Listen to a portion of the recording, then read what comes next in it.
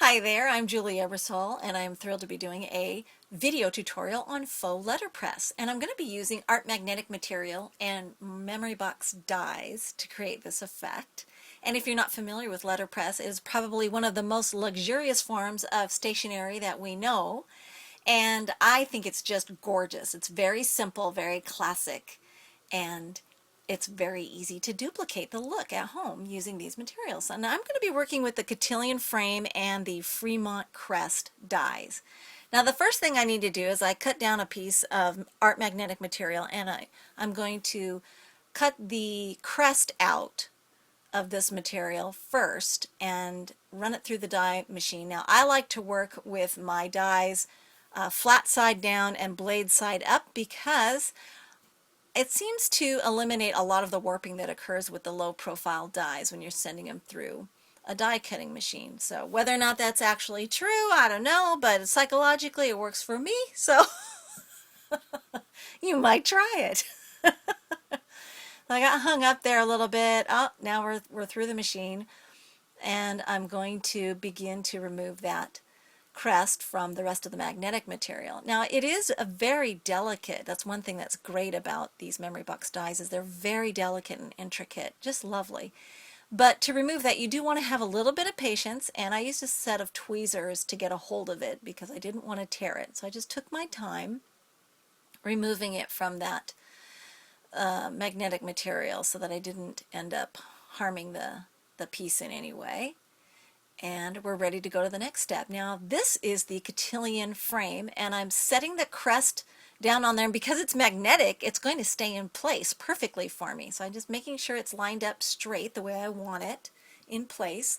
And then I'm going to lay that whole die down on a piece of Hero Arts watercolor paper. And I love this paper because it's a lot like the beautiful Italian milled papers that they actually use in real letterpress. So it'll kind of give you that similar effect.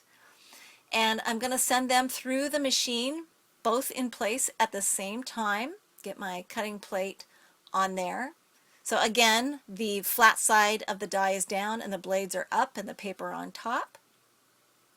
And then when we're done die cutting that, take that over to the work table and reveal what we've got. Now here you can see it. I die cut the frame, and when I flip it over, we're going to see that we've also got the debossed image. So there's the magnetic material actually embedded into the paper there, and I'm just going to lift it out easily with a pair of tweezers.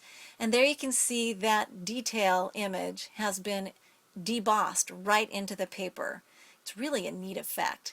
And here you can see that I decided to add a greeting, and I didn't have the pigment ink color that I wanted to use. I love green. Green's my favorite color, but I didn't have it in a pigment ink, so I'm faking it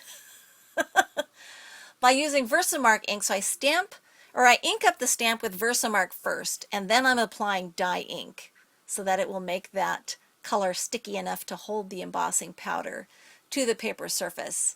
And this is just kind of a slick trick you can use when you're in a pinch and you really want to use a pigment ink but you don't have any in the color that you need. So if you wanted to do multiples of this, you would have to clean the stamp every time because you don't want to contaminate your Versamark pad. So now I'm going to add the clear embossing powder and heat that with my heat gun. And this will create an embossed. So I kind of have both different effects going on here. I have debossed detail, and then I have the greeting, which has been heat embossed. So it is shiny and raised, and that creates a very beautiful contrasting effect there. Isn't that gorgeous? You just want to reach out and pet it, don't you? That's what I do when I walk into the stationery store. I go find the letterpress and I just start petting it because it's so pretty. And on this card I thought these would make beautiful bridal thank you notes. So I decided to finish it off very simply with a piece of silver cord, and the cross-lock tweezers I'm using there kind of act as a third hand and keep that center knot tight for me so I can free my hands to tie up the rest of the bow and it won't come undone on me or get too loose on me.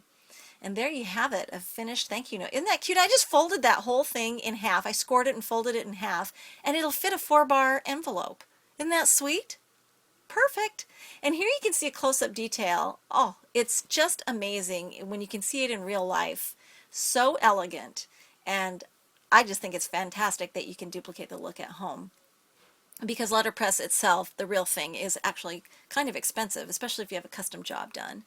Now here I wanted to see if I could get an inked debossed image. So I'm applying Hero Arts shadow ink in a soft pool color, and I used a post-it note to kind of use the sticky part to keep the die cut piece from moving around while I inked it.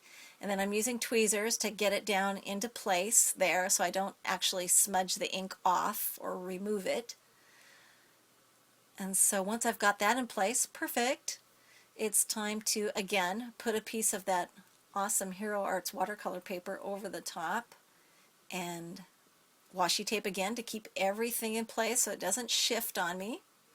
And then we'll send that through the machine, and again we're going to die cut and deboss the image at the same time. So let's get that through the machine. There we go. And it embedded the die, the magnetic material, into the paper again, so I'm just going to lift it out with tweezers, and there you can see this beautiful wreath image has been embedded into the paper, and it's also tinted. So isn't that spiffy? I just think that's the awesomest thing. I actually cut that one in half and used it as a layer on a red card base. So I love the effect. Looks so much like the real thing. Thanks for watching.